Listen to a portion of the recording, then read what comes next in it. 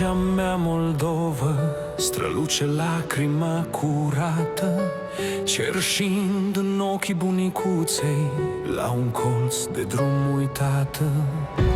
Plânge într-un clopot, privind de sus mulțimea, nu-și mai alină gândul, de mult nu-l mai aude nimeni. Plânge pe o foaie veche, cu buchii din Kazanii, o doină de mult uitată, un dor își plânge jale.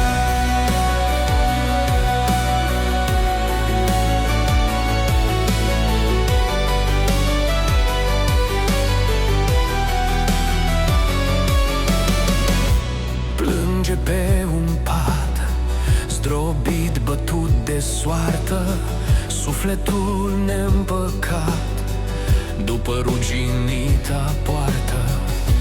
Plânge prin spitale, suspină cu buzele crăpate, cu ochii plini de disperare, privind în față moartea. Plânge în mii de suspine, pe drumuri dezbinată, în ochiurile negre sparte, căsuselor prin sate.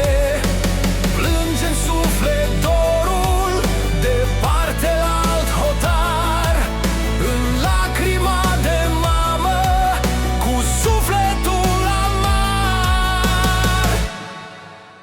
Plânge într-un prunc, în noaptea întunecată, în visuri zbuciumate, în dorul lui de tată.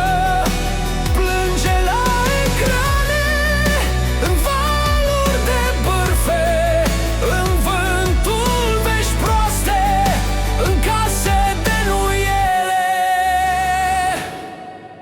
Plânge lacrimile și roaie, dezbinata de opinii. În glas plânge Moldova, un bocet ce nu-l aude nimeni.